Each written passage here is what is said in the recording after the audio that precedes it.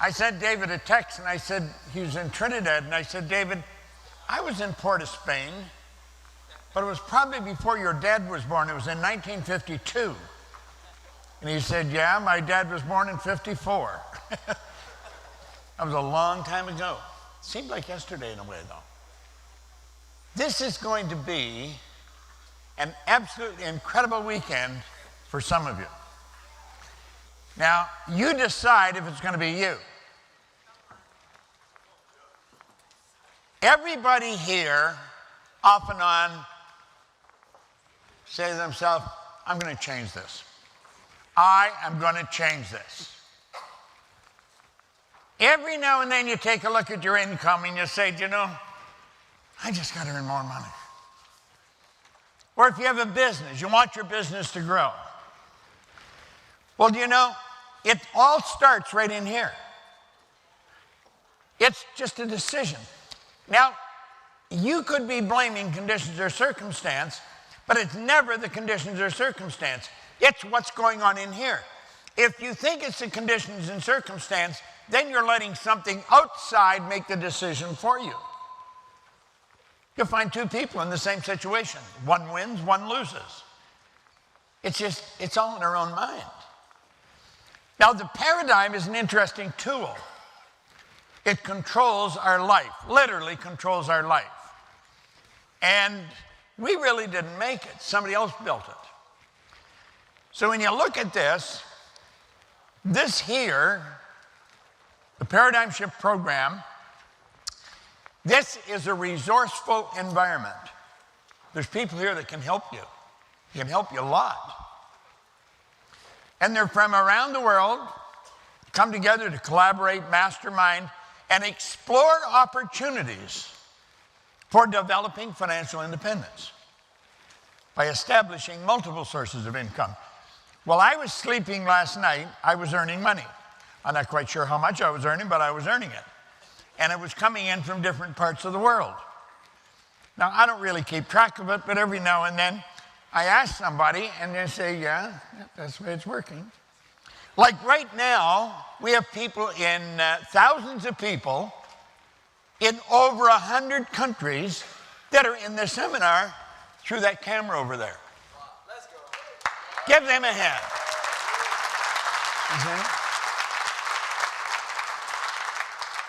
I did an Instagram here just about 20 minutes ago with Stefan, and I was mentioning that it doesn't matter where you are. We'll come right onto your phone, onto your computer, onto your TV, in your home, in your office. It's absolutely incredible when you think of what we can do today. There's no end to what we can do. And the only limit we've got is in our own mind. Anderson pointed that out in a great book, Three Magic Words. Some of you are familiar with it. And he said, when we fully realize that thought causes all, we'll know there's never any limits that we ourselves don't impose. We put the brakes on ourselves. We build the limits ourselves. And we don't have to do it. We don't have to. We can change it. Now take a look what a paradigm is. It's a mental program that has almost exclusive control over our habitual behavior. Now think about that. It's a program, a mental program. It's in our subconscious mind. Just like you have programs in your computer, well, you've got one in your biocomputer. It's called a paradigm.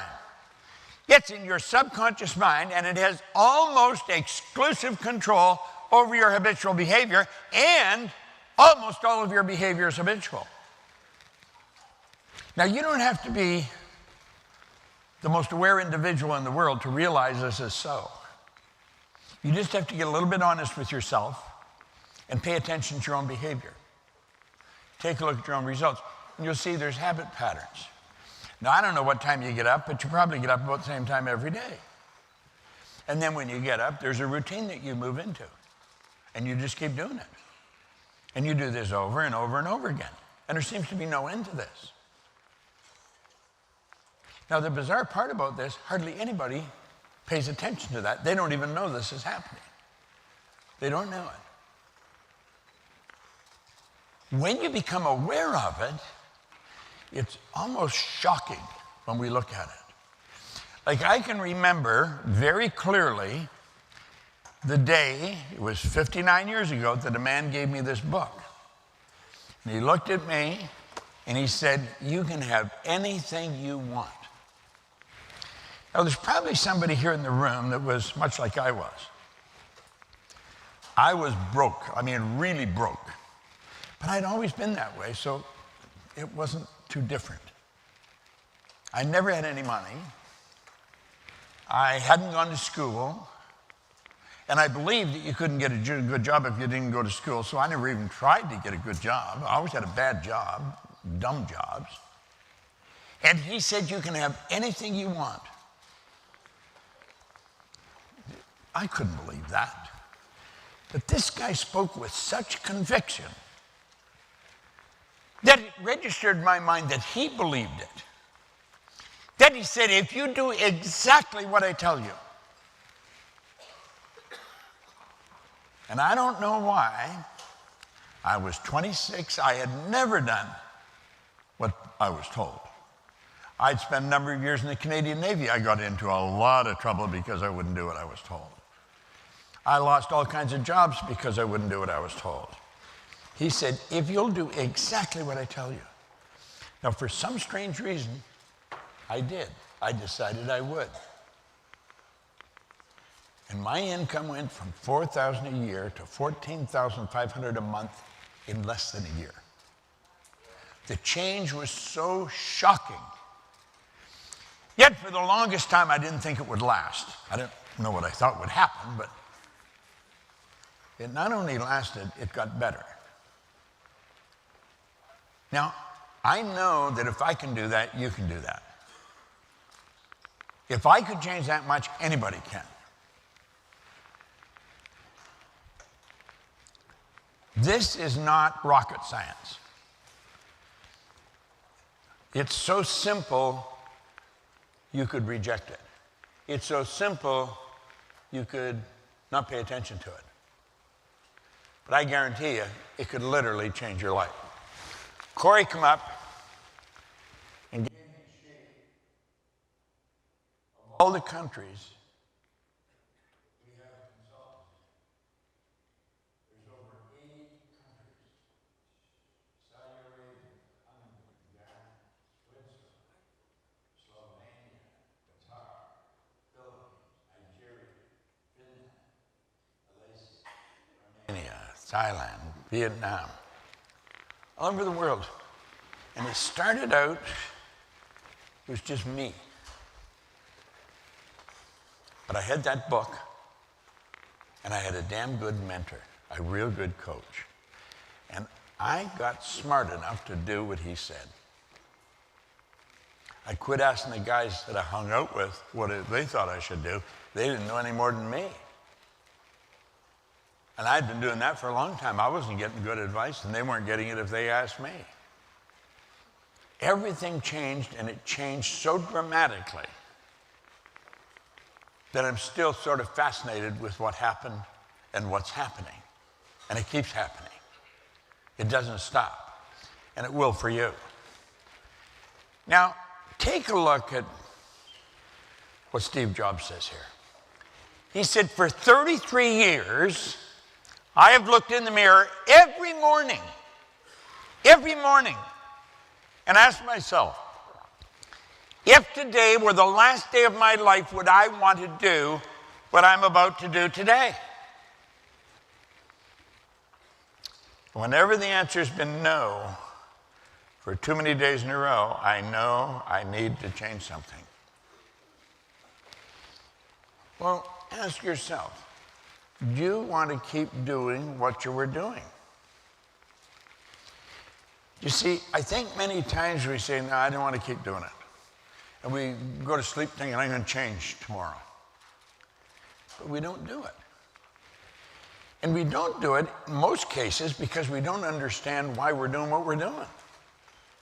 We really don't have a real solid understanding of the paradigm.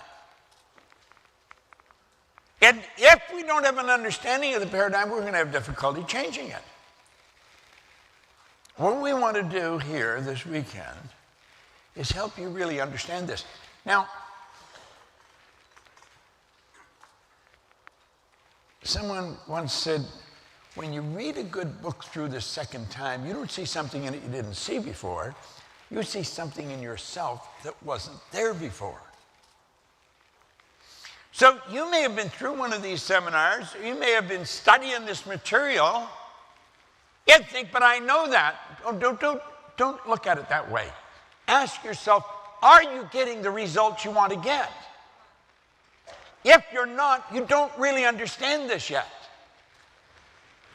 I've been reading this book every day since October the 21st, 1961.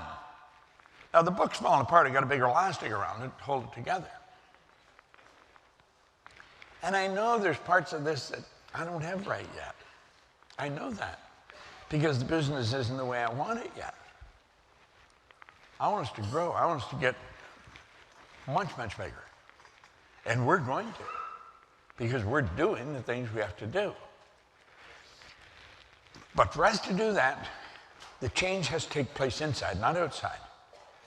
It's not the systems that we have in the computer. It's not the number of people that we hire. It's what's going on in our own mind. If just one of us has a bad attitude, whoo, it spreads through the company. Because you see, it's in the air. It's a vibration. And if a person's not thinking, bang, like that, they move into that vibration. They pick up the energy. They don't understand what's going on. All we have to do is work on ourselves. We don't have to work on anything else. Just on me. That's all I have to work on. Now, I think you want growth and I want growth. I want my income to grow. I never earn enough money. I want the business to grow. I want my health to improve. I want my social life to improve. Every aspect of my life, I want growth. And I'm telling you something, if you want growth anywhere, there's one thing you have to understand. It takes change. Now, you frequently hear people say, we resist change. That's not true. We do not resist change. We resist being changed. There's a big difference there. You do not resist change. You resist being changed. If somebody else decides you're going to change, you'll resist that. If a change comes about in your company, just whoop, like that, somebody made a decision, you may resist that. But when you listen to that and say, or this, and say, I'm going to change this, you won't resist it. It'll happen. Now, I have found if you want to get something, all you have to do is give it away. And the more you give away, the more it comes back. This is an absolute law. It comes back equal and opposite. Put the energy out, it all comes back. In fact, when you put good out, your brain takes on an equal amount of like energy simultaneously with sending it out. You don't even have to wait.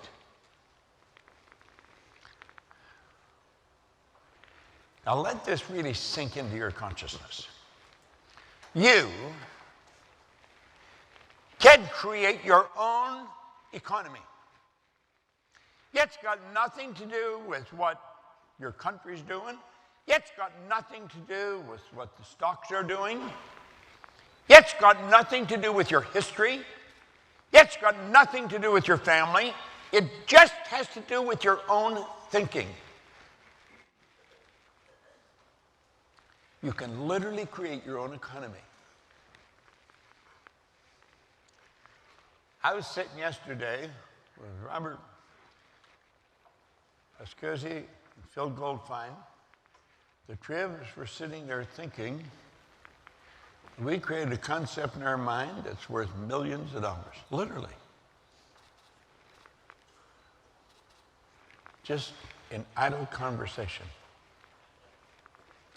Everything starts in your mind. in your own thinking. Now, if you're thinking, well, you haven't studied this long enough, don't think that. Don't think anything that will take you in any direction other than the one you want to go in. Just see yourself going where you want to go, doing what you want to do. Now, this may sound like I'm overly simplifying it, but you can't. It's in our own thinking. We want to get a picture in our mind of the world that we want to create for ourselves. Then go about creating it. Before I ever read that book, or met anyone that had done anything of any consequence with their life, I used to dream. I used to dream of a nice car, nice trip, nice clothes. I'd dream of it, but it was so short-lived. And as soon as they come on, I'd reject them, because I couldn't do that. I can't do that. I was into, I can't do this. I can't have this. I can't be that. I didn't even understand just how wrong I was. And it took some real serious work to change that. I'm studying a small piece of literature now. It's double-spaced. It's only 3.5 pages. Affirmative power. I've been reading it, studying it, seriously studying it, every day for about 6 weeks.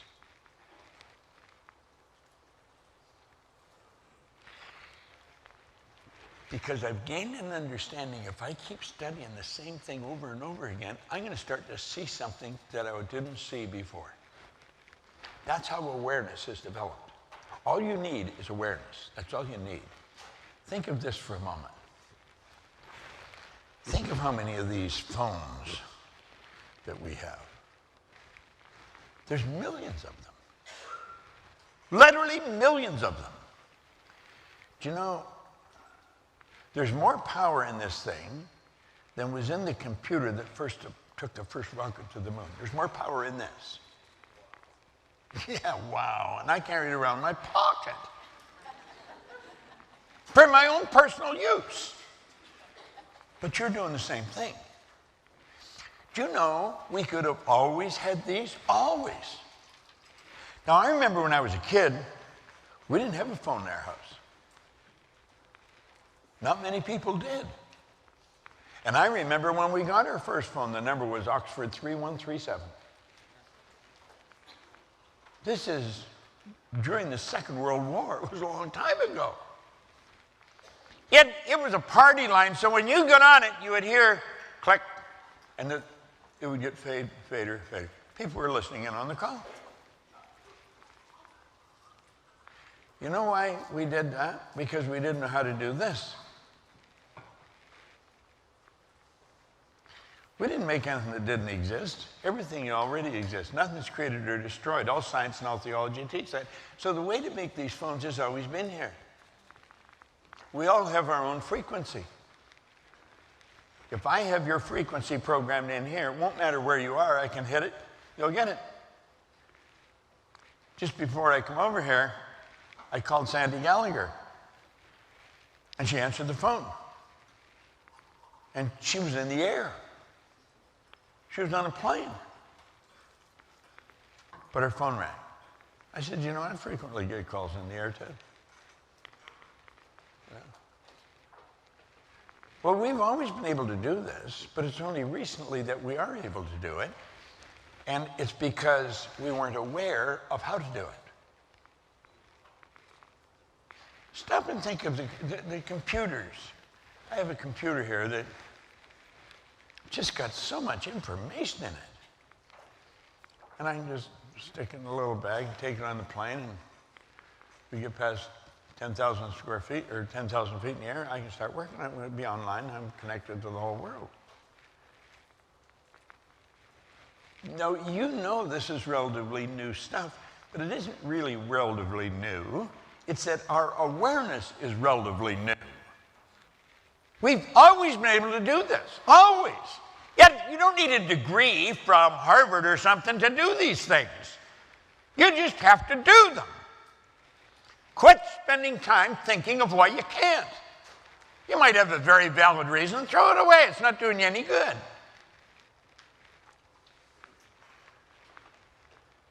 See, for years, I never went to school. I went to high school for 2 months. That's all the formal education I've got. But I teach this now to psychiatrists, psychologists, all kinds of MBAs. That just meant that they stayed for a certain period of time and passed certain exams. It doesn't mean that they really developed a greater awareness. Awareness is the whole deal. Our objective here in this life is to become aware of our oneness with this power, with spirit. We've got awesome power locked up within us. Yet this paradigm is holding us back. And we didn't even build it. So we're letting somebody else's thoughts that were passed along in the genes genetically and then environmentally when we were children, we're letting those ideas control our life, control our health, our wealth, I mean, everything. I think it's time we quit doing that. You see?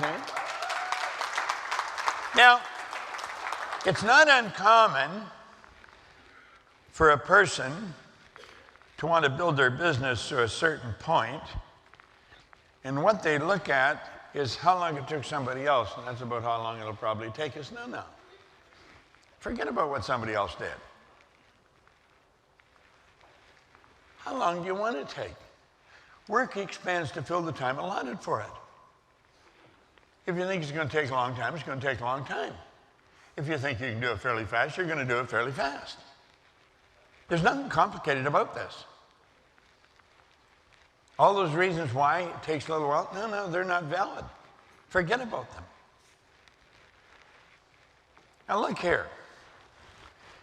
People set goals, they usually set an A-type goal. And that is because they know how to do it. They'll have a goal to get a car. They've had new cars off and on for years. They know how to do that. That's not a goal. Or they may graduate and they do something what they think they can do. I think I can do this. If this happens, if that happens. These are piddly little things, and it's not the way to go about a goal at all. You see, whatever your heart's desire is up here waiting for you. You name it and claim it. See, the fact that you can think it, it's there. Thought is the preamble to everything. If you can think it, you can do it. Now, religious leaders, philosophers have been telling us that for a long time, but I don't think we understood it. We've got to realize that thinking is the highest function that we're capable of. And you're going to ask yourself, well, what am I actually doing? There's a power that's flowing to and through us. You can actually photograph this power leaving your body. It's energy. It's pure unadulterated spirit. And it has no direction. When it flows into our consciousness and we think, we're given it direction. Now, unfortunately, most people are in the habit of thinking the same way about the same things over and over again. What we want to do is stop. Say, I'm going to think differently about that. I'm going to think I can do it faster and then figure out how to do it. I'm going to think I can earn that much in a week and then figure out how to do it. I can earn more money in an hour now than I used to be able to earn in a year. Same guy, same mind, it's just that the awareness have changed. And as your awareness changes, your life changes. As your awareness changes, the vibration that you're in changes. Vibration is the law of the universe. The law of vibration decrees, everything moves, nothing rests. We literally live in an ocean of motion.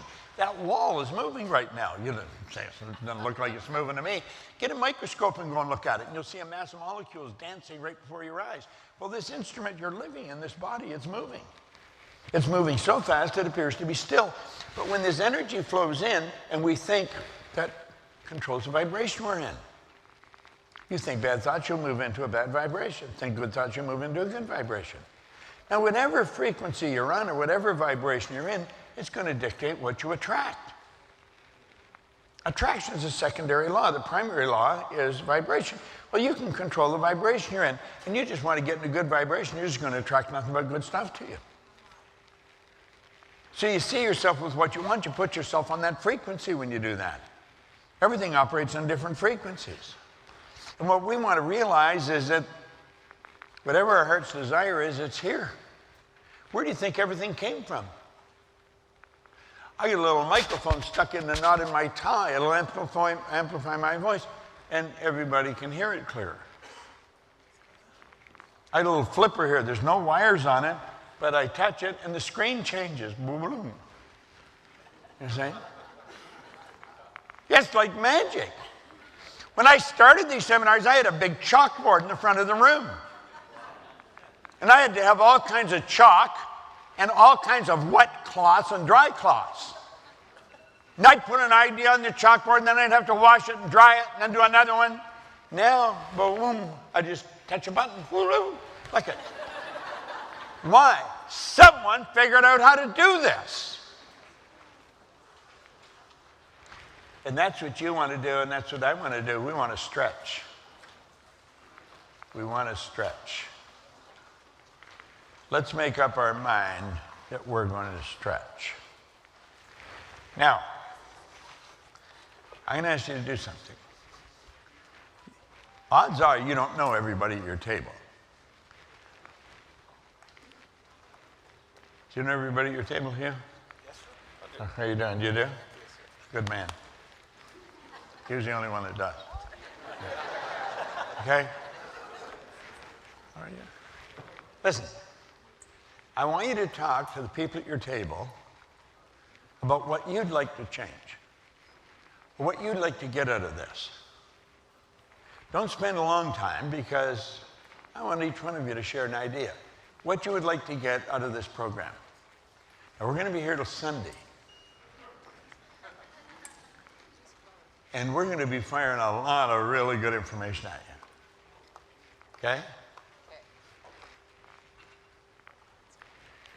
I'm going to get Phil to bring in all his hardware on Saturday and show you what he's done.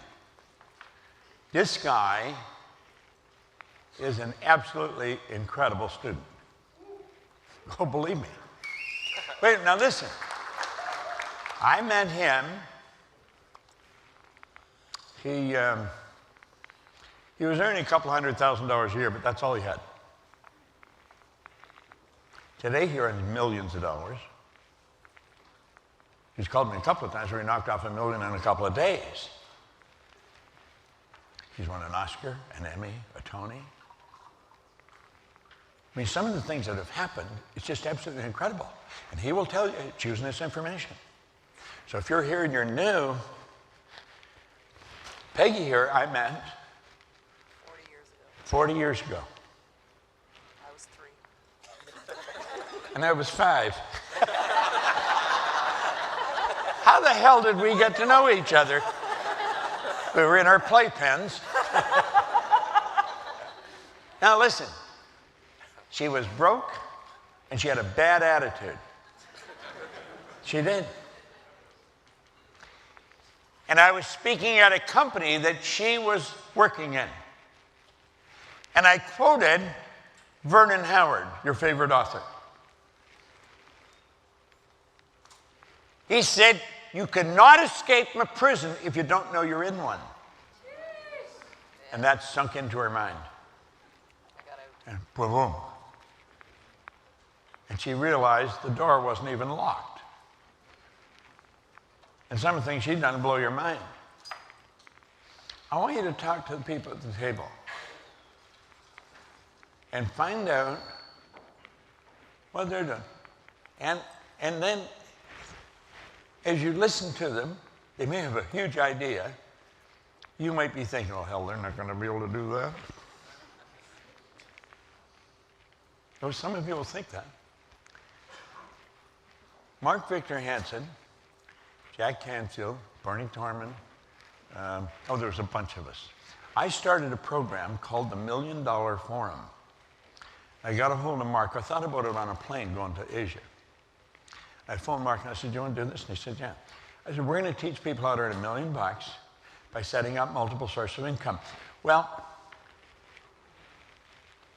in about the second or third seminar we were doing, he came over, he said, Proctor, you got lots of stories. Give me some stories. Jack and I are going to start a book called Chicken Soup for the Soul. I said, okay, so I gave him some stories. That's what he wanted.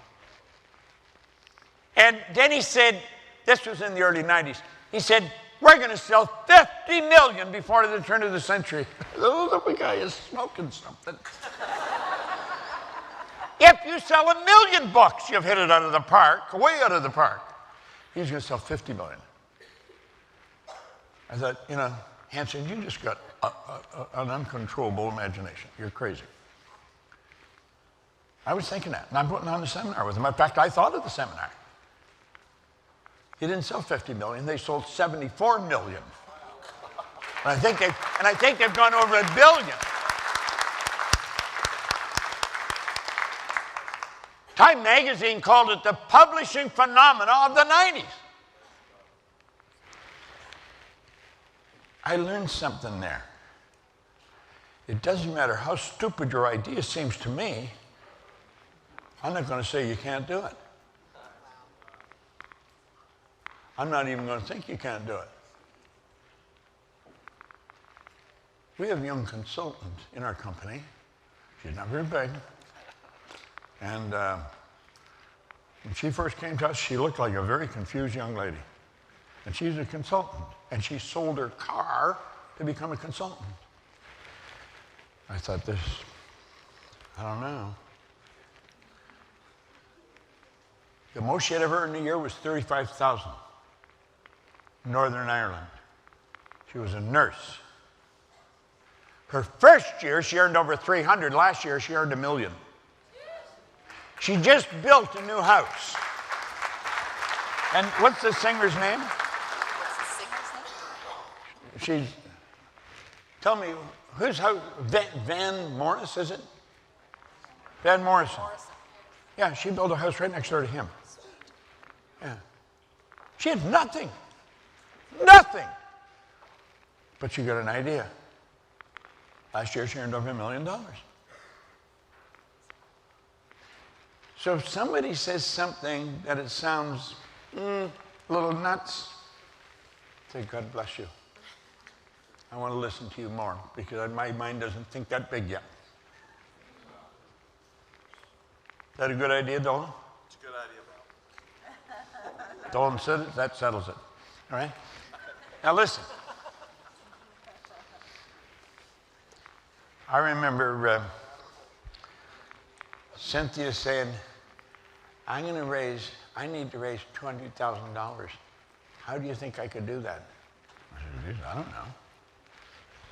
See ya. And I said, well, that's not that much. I said, find 20 guys, or 10 guys to each give you 200,000, or 220,000. Oh, yeah, didn't think of that. And she said, well, you give me 20,000? And I started to kick myself, you know. The hell did I give her that idea for? Listen, that's how she started. She has earned literally millions of dollars. Millions. And there are thousands, not a few, thousands of children in Africa going to school, graduating, becoming doctors, dentists, engineers, because she kept asking for more money. Now, if she had told you that she was going to do that here at the table, you'd think this chick is nuts. She can't do that. The truth is, there isn't anybody in the room that can even guess at what you're capable of doing. No one knows what you're capable of. Your potential is infinite. Do you know what infinite is? It doesn't stop. There's no beginning, no ending.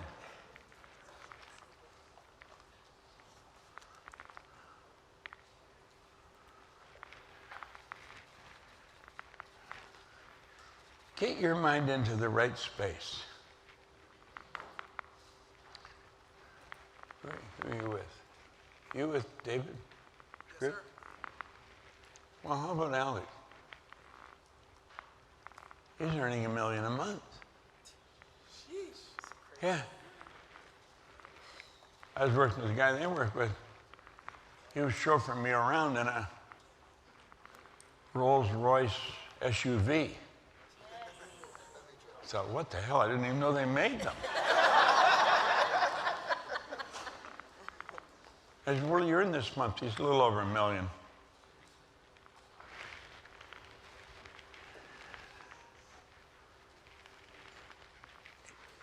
It's all in ideas. Ideas are in the air. Remember that song, Love is in the Air? Yeah. Well, everything's in the air. Go ahead now, and if you don't know everybody at the table, just tell them who you are. Say, hi, I'm Bob, and I'm going to have 100,000 consultants all over the world teaching this information in a very short period of time, and I'm going to attract the right people to help me do that. Go ahead. Share with the table what you're going to do. Now, the number of people that really stretch are few and far between. We're talking about a very small percentage of the population. Most of us have been raised with the idea it's better to be safe than sorry. That is not so. That is a crock. It's not better to be safe than sorry. Yeah, you may go after things and you might lose a lot of money, you might be embarrassed, but at least you give it a shot.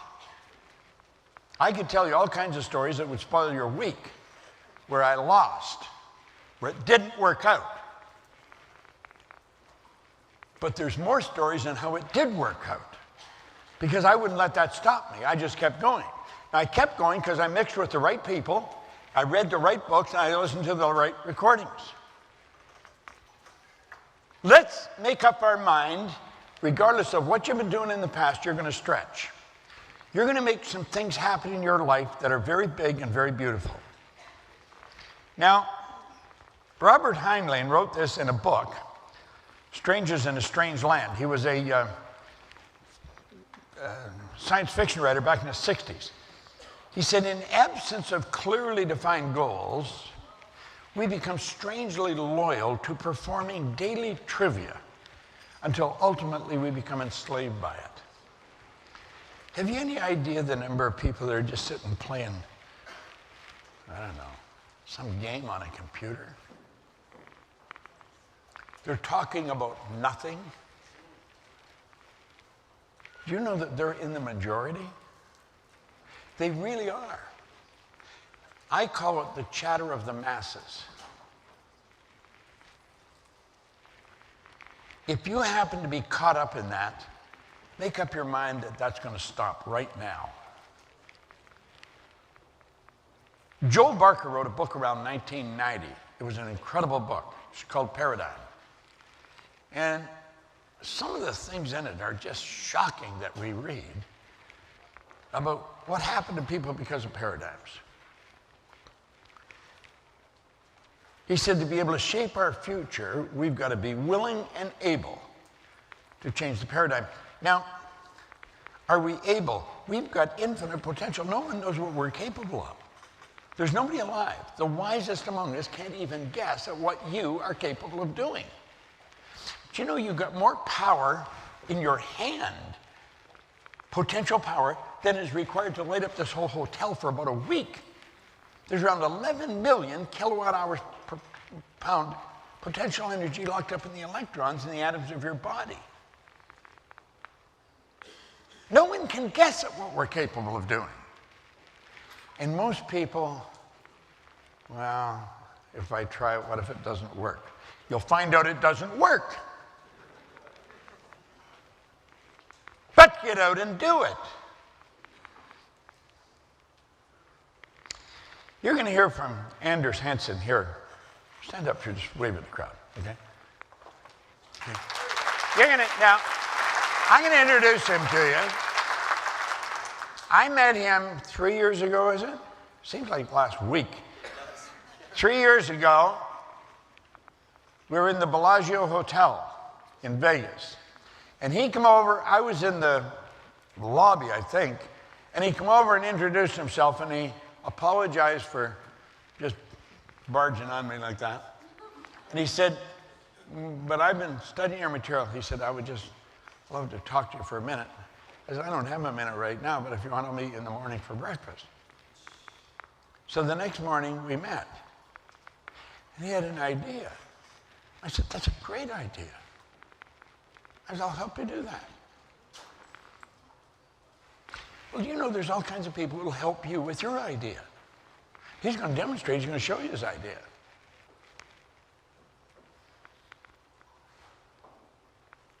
And I'll figure out when we do it, and I'll tell you later. I'm not sure. But he's built a company around this idea.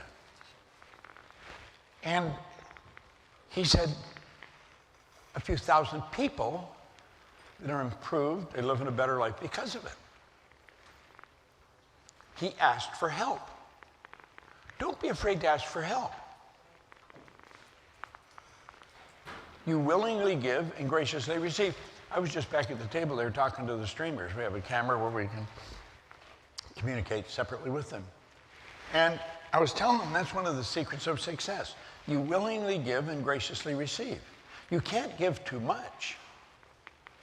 It's like putting money in the bank. In fact, it's better than that because you're dealing with a universal intelligence, and it always comes across.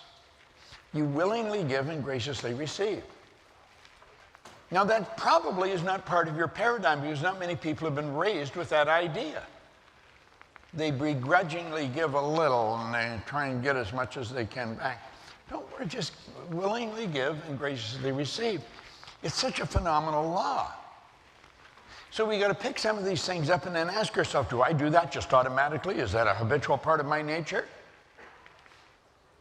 If it's not, let's make it a part of our nature.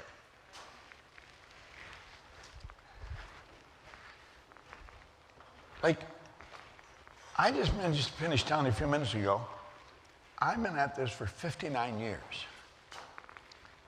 But I am as fascinated with the accuracy of how this works today as I've always been. It's just mind-boggling when I see how accurate this works. My mind is always on what we're doing on our company and where we're going and how can we do it faster and better and bigger. And whenever I build an idea in my mind to move, I attract whatever I have to attract. That's how I attract Sandy Gallagher. You know? Oh, it is. Listen. She was a very successful attorney, a securities attorney. She was buying and selling banks. And I said, what? Yeah. I watched her one time. We were at Niagara Falls. I don't know what the hell we were doing over there. There was a bunch of us there anyway. And she said, I got to go. And she's on the phone, I think in a little coffee shop or something, selling a bank. I said, what? Turning them public, merging them. Absolutely brilliant. But she doesn't do that anymore because she's doing this now. We attracted her. You will attract whatever you require. It will walk right into your life. But you've got to believe that. You've got to know whatever you need will be there. You just work at improving you, changing the paradigm. Now, I love the way Buckminster Fuller put it. He said, you never change things by fighting existing reality. And that's what most people do. They're forever trying to fight existing reality. Because you don't change things that way. He's to change something, you have to build a new model that makes the existing model obsolete. When Sandy joined our company, she became my partner, she built a new model. It's a very successful model. And it's becoming more successful all the time. I don't know what you need, and odds are pretty good you don't know what you need to get to wherever you want to go. But things happen for you, didn't it? You know? Absolutely phenomenal.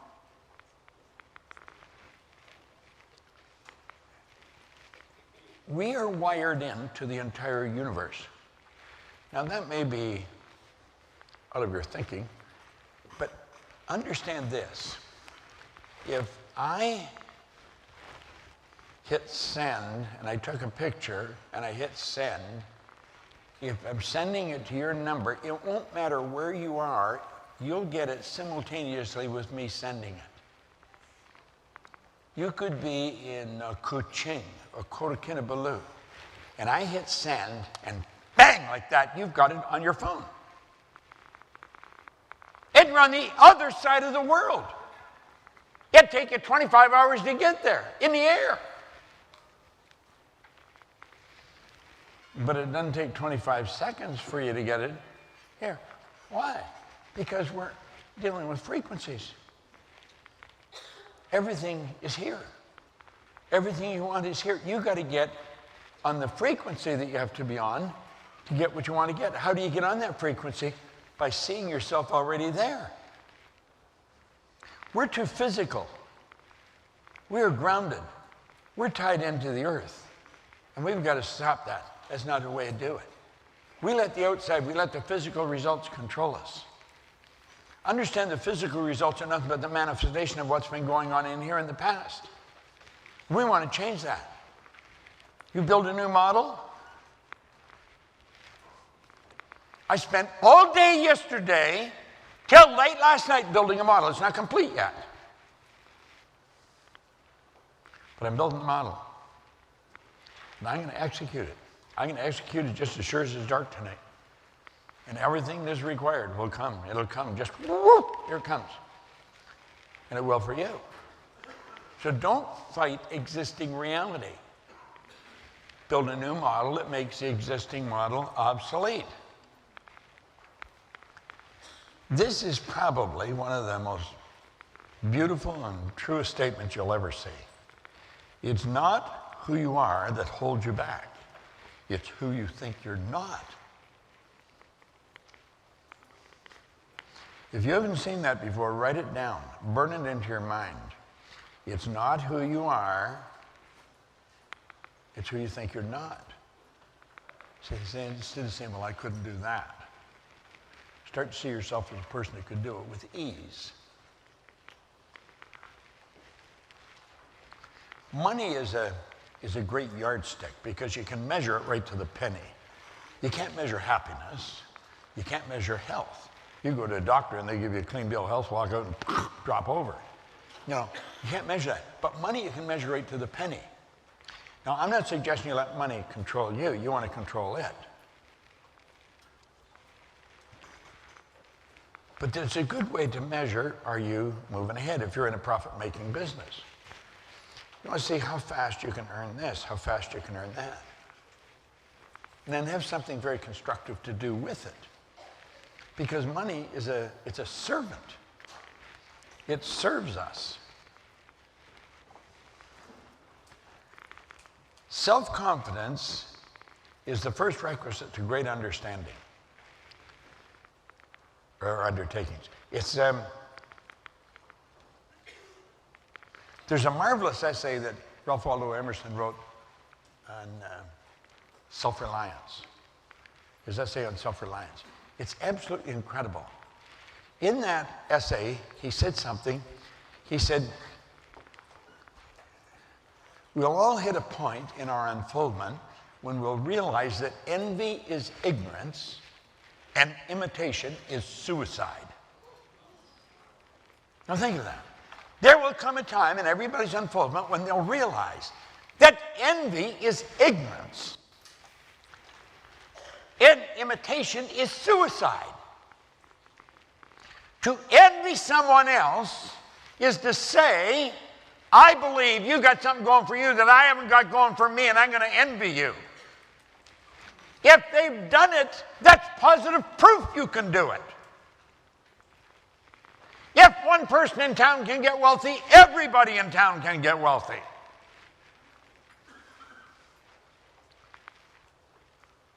Wallace D. Wattles wrote that in The Science of Getting Rich. The Science of Getting Rich was the foundation of the movie The Secret. We're going to be teaching The Science of Getting Rich in Dallas in March, I believe it is. It's a phenomenal program.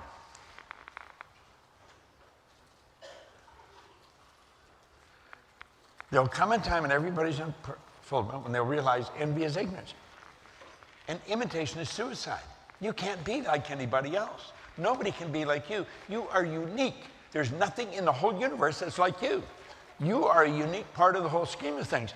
There's a beautiful poem that I put in 2 different places in the Born Rich book that said, the one and only you. I want you to listen to that, but don't just hear my voice.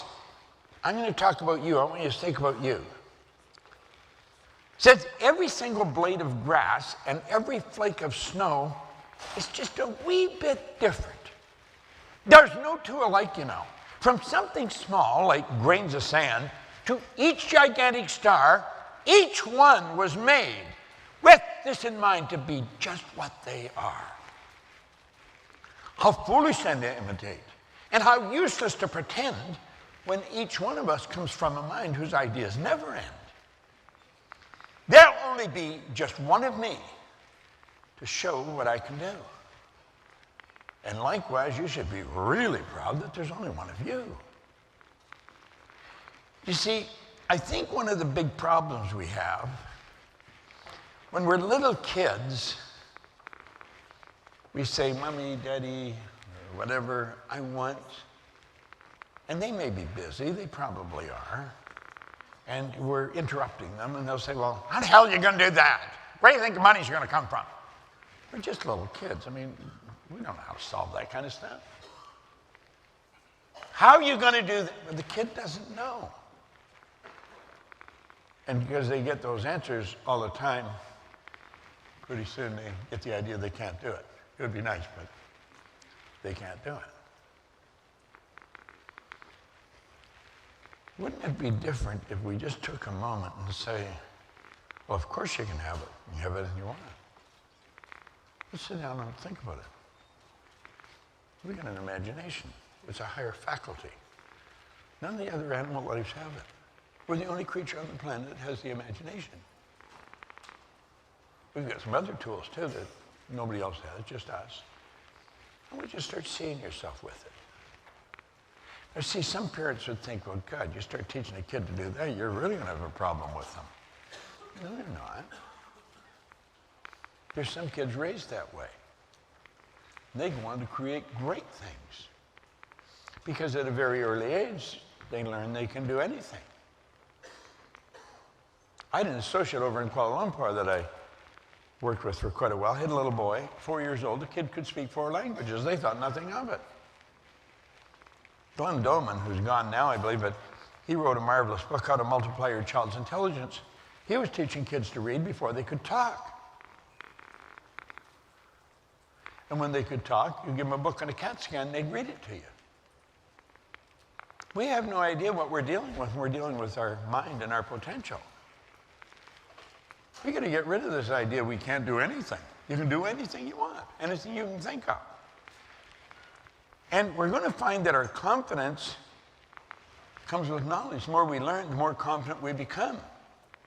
Like, you'll hear people say they don't have any confidence. That's not true. They do have confidence, maybe not in a particular area. They're confident they can drive their car. They're confident they can get dressed.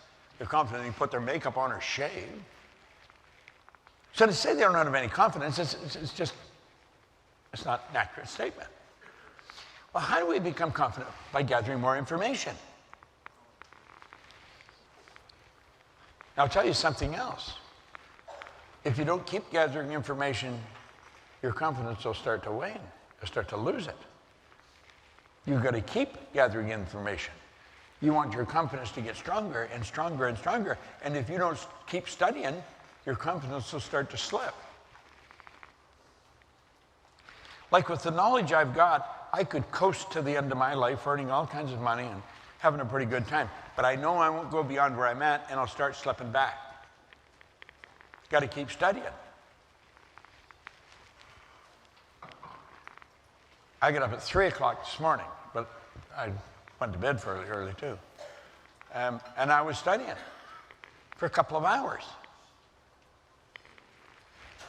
I get up early in the morning and I study every morning because I want to get better at what I'm doing. And I know I can get better. I know that I'm nowhere near as effective as I can be.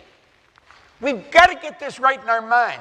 This idea of lack of confidence, it's something that anybody can change. I remember when I first started to study this, we're so afraid of what other people might think of us. It's so silly. I only went to high school, as I said, for 2 months. So I had a vocabulary that you could stick in a thimble. I mean, there was not much to it. And if you were talking, you said something and you used a word I didn't understand, I would never say I don't understand what you're saying. But I didn't understand. So, I mean, I was lost in the conversation really fast. But I was afraid to say I don't understand that word. And I started to study Earl's material, and Earl talked about how important vocabulary is. In fact, he made a recording on it. And I started to study words. Now, if you use a word that I don't understand, I'll say, wait a minute, stop it. I don't understand what that word means. I'll ask you right there. Because I know if I don't get that cleared up, everything you say from there on, odds are pretty good I'm not going to understand it. You get lost in the conversation. Why wouldn't I tell you I didn't understand? Because I was afraid of what you thought of me. You got to quit worrying about what other people think about you. If you knew how little they did think about you, you wouldn't be so concerned what they are thinking. Terry Whitaker wrote a book. The title of it, What You Think of Me Is None of My Business. And it isn't. What other people think of you is none of your business. Quit worrying about what they think. I hope you like me, but if you don't, you got a problem. Because I like me. I don't give a damn whether you like me or not. I really don't. I hope you do, and you should. I'm a nice guy. But if you don't, it's not going to bother me. Now, for many years, that would have driven me crazy. Not anymore. Not a bit. This confidence concept is pretty big. And the more you study this material that we're giving you, the more confident you're going to become. Now, there's 2 things you have to know if you want to create wealth. And I'm not going to give you a brain hernia. This is really simple stuff. 1, you've got to know where you are. 2, you've got to know where you're going, and then you've got to get moving. This is where I am, that's where I'm going. You can know where you're going. If you don't know where you're at, it won't do you any good. Let's suppose you jump out of a plane and shoot safely to Earth. It's overcast, can't see the stars.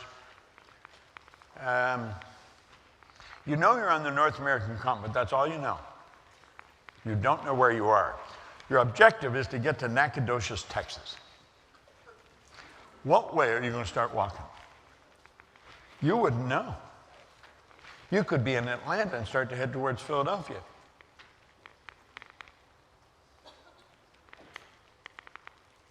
You could be in Seattle and start toward Vancouver. You see, you can know where you're going. If you're not honest to yourself where you're at, you're wasting your time. You've got to know where you're at. And you've got to know where you're going, and then you've got to get moving in that direction. It is so simple and so obvious, you have to ask yourself, why, if that's all why are so many people stuck? And I'm going to tell you, there's a lot of people stuck.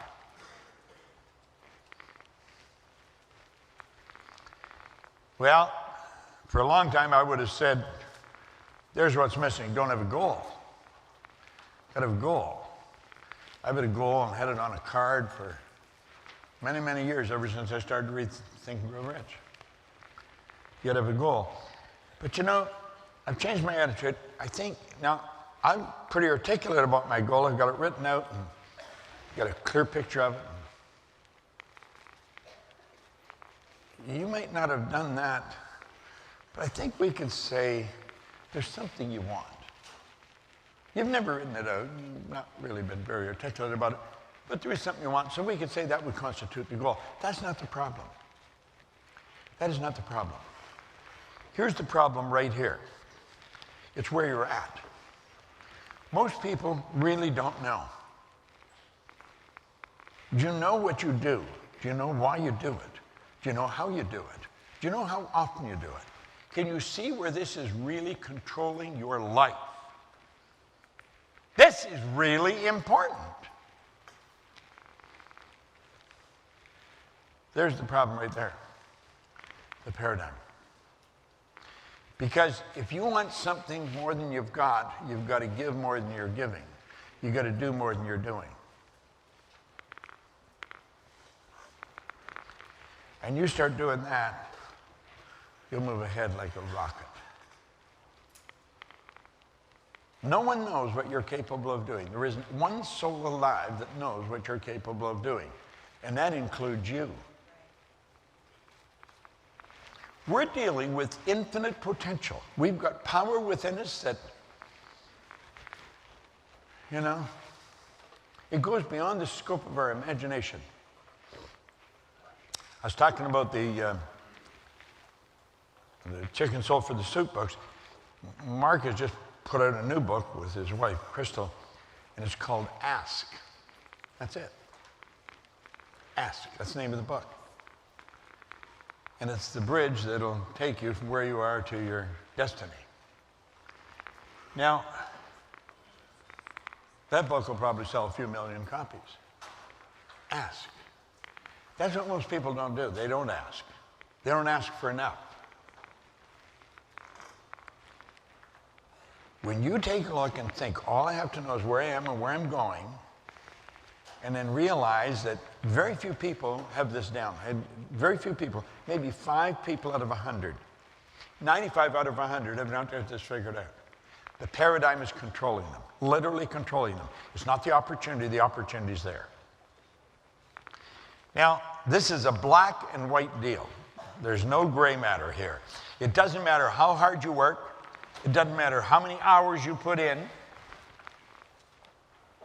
If the paradigm does not change, ultimately, the results will remain much the same 1 year from the next. The end of December, there's all kinds of people looking at their results, and it's almost identical to the previous year. I have sat in many executive offices because I've sold a zillion corporations in my life. And I'd sit down with the VP of sales. And I'd say, give me the names of 2 people, first names, that you're familiar with in your company. Well, maybe Betty and Harry. He knew that their last names were. I said, he would ask me, what are you going to do to help us? I said, you know what those people are going to be doing in July of this year? You can go into memory and you can predict where they're going to be in July or in October. Here we are, it's in January, but you know what those people, where they're going to be, where their sales will be a few months from now. Like, what do you mean? I said, their sales aren't going to change very much. You go into memory in your computer, and you'll be able to tell me. And you know damn well you can do that. And he said, that's true. And I said, when you go to set goals for the year, what you do is you look at your history. And you let the history dictate then what the increase is going to be. You say, well, maybe 5 to 10% increase. I said, why would you do that? Have you any idea what the hell you're doing? Not many people would call on a VP of a big company and level with them like that. You know why? They're not confident enough. But I am. Because I know what I'm talking about. Now, If you took me into an engineering office and they're talking about the engineering, I say, about that, I don't know. I don't know my ass on page 9 when I get in there. That's why a person should stick to their knitting and get better at it all the time. And I've done that for 60 years. But you know and I know that we let our history dictate where we're going. That's a dumb game. That doesn't make any sense at all. Why the hell would we do that? It's our paradigm. We've been always doing that. Do you agree here? Do you have a paradigm problem? Yes. Yeah, so do I. That's what we got in common. You know the good thing? We're both smart enough to recognize that we have that. When we don't recognize it, we're toast. You're going to lose.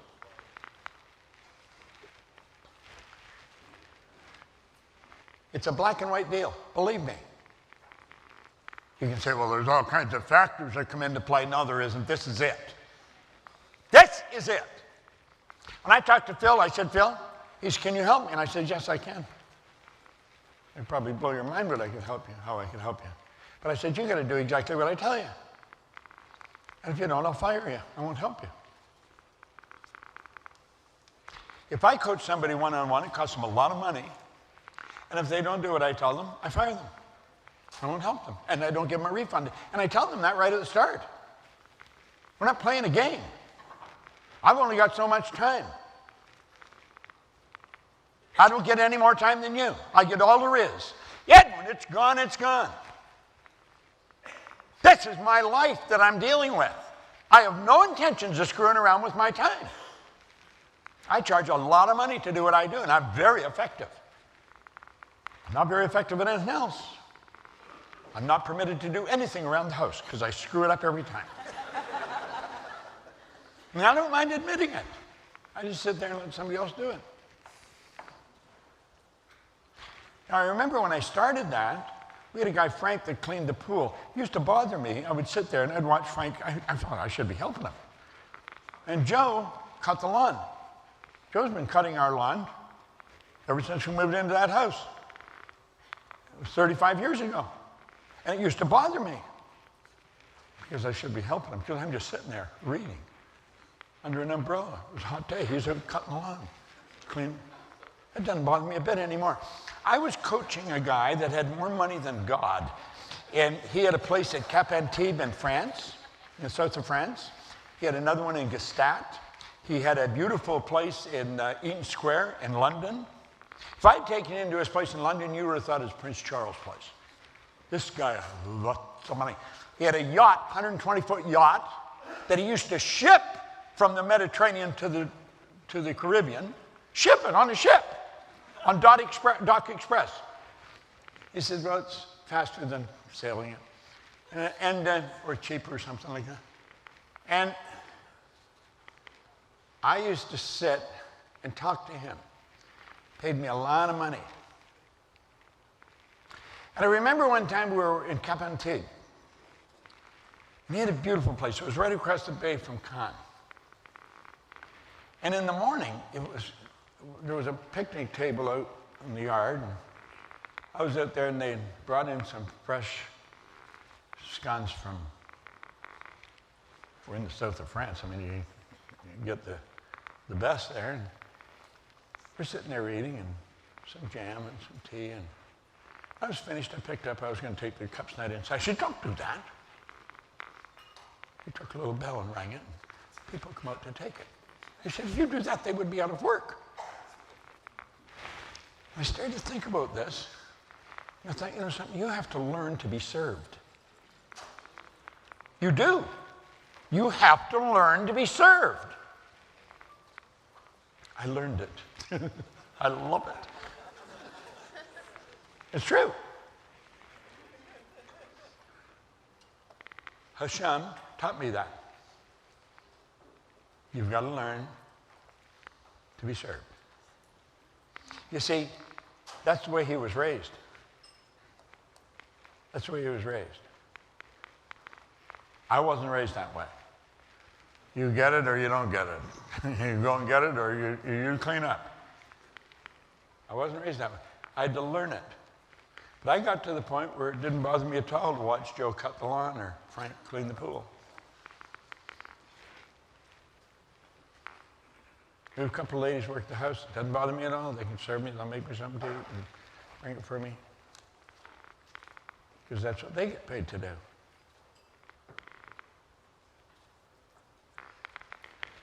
You have to learn almost everything if you want to really change the quality of your life. You've got to realize that we're being controlled right now. You are controlled. I'm controlled by a paradigm. You say, well, how did we get it? Well, stop and think of where you came from. Little particle of energy from mom and a little bit from dad come along and they were in harmony. They were in harmonious vibration. They became one, and that was you. And then for 280 days, they kept attracting more particles of energy. All mom's habits, all dad's habits are in that little bit of energy. It's hard to believe that you could put 1 million bits of information on the head of a pin. But we can actually do that now, and they are doing it. Why do you think you look so much like your relatives? Do you think it's an accident? When I was young, I had red hair. Now I got a mother. She didn't have red hair. I had a father. He didn't have red hair. I have a sister and a brother. They didn't have red hair. You'd be thinking, that could lead to all kinds of speculation, couldn't it? But my mother's father and all his brothers had red hair. So you see, jumps one generation into another, you look like your relatives. You see, I could tell you more about Farah. I don't think I've ever met you, but I could tell you all kinds of things about yourself. Yeah. She operates predominantly from the right hemisphere of her brain. Very creative, very high energy. You'd have a hard time staying behind the desk. You better earn a lot of money because you can spend it really fast. You see? You say, well, how do you know that? I just know that. I know exactly what she's like. She's a lover. She's got high energy, very creative. Nobody has to tell me. I know it. You know something? Everything around her tells me that. See this physical thing she's living in? That's not Farah. That's the body that Farah is living in. You never see Farah. You just see her body. You see the expression of Farah, but you don't see her. And that body vibrates, and it's vibrating so fast it appears to be still. And it glows. Yet there's energy coming. And you know you've got a mental faculty that can pick that up and you can read it just like a book. It is like a book. Did you know you had the faculty to do that? You're not sure. Well, I'm not in touch with it, but yes, I do know. You're not in touch with it. Yeah. Yes, you are in touch with it. You haven't learned to use it then. You see, now this is, I'm not doing this to embarrass you. I'm doing this to show everybody that you've got that. You see? We have mental faculties. You know, we're the only creature on the planet that's totally disoriented in our environment. All the other little creatures on the planet are completely at home in their environment. We're not. They blend in. We're totally disoriented. You know why? We've been given the mental faculties to create our own environment. That's kind of nice, isn't it? Yeah. That's what we can do. You see, that's your intuition that you're reading people with. You have intuition, perception, will, reason, imagination, and memory. They're all higher faculties. These are the most phenomenal tools. They're what make us who we are. You'd think we'd be taught in school that we have these and then how to use them. But the teachers don't even know it. You know, I picked, just as I was looking past Farah, I looked at you. You've got an interesting personality. Yeah, you confuse the hell out of yourself at times. There's a part of you that is just so persistent and stubborn, like a bull. And there's another part of you that's wishy-washy and sensitive. Your feelings, you get hurt just like that, and you have a tendency to hold it inside. There's a part of you do this, and there's another part saying, no, don't do it. Do it, don't do it. So you've got a lot of that going on. Do it, don't do it. You are almost an even balance between right and left hemisphere of your brain. Fair is mostly right brain. You operate from both hemispheres of the brain, almost equal. But one side's very analytical, the other side's very emotional and sensitive. You see? How would I know that? Because it's obvious. I know she's a woman. You'll say, Bob, that's brilliant. How did you figure that out? Everybody knows that. Everybody does not know that she's a woman. A baby doesn't know she's a woman. A baby has to develop the awareness of the difference in gender. If they haven't got the awareness, a baby's looking for a nipple, but if daddy puts her thumb there, the baby will start sucking on that thumb. Why? Lack of awareness. As the baby develops the awareness, life starts to change. But we've got to become aware that we have these higher faculties. And if you really want to change your paradigm, you've got to shift your thinking. You got to dig into it. There's a couple here. How's it going? Great. The academy. Really good. Are you in another place? We are online now. Really? I watched these two argue with each other, napping back and forth. They were coming to seminars and they wanted to do this, they wanted to do this, and they weren't doing it. And then all of a sudden, bang, like that, they started to do it. You started earning all kinds of money, and you started to do the thing you love to do. Of the people in the seminars, you've been coming for years, the change that took place, they stopped letting the paradigm control them. She owns a place called Puppy Academy. It's such a beautiful name. Yeah. Earning all kinds of money, having all kinds of fun doing what she loves doing. And why didn't she always do it? She didn't always do it because her paradigm was stopping her. Now, we're going to, I believe, take a break. And Brian, where's Brian? You're opening this.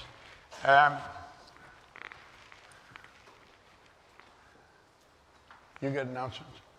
Okay. When you're on the breaks, talk to somebody you don't know. Your paradigm will have you talking to the person you do know. Put your hand to it and introduce yourself to somebody you don't know. And say, how did you happen to come here? And then they'll tell you how they came, and then you tell them, and get interchange of ideas going. By Sunday night, you could have met all kinds of people. All right? Brian, take it away. Thank you.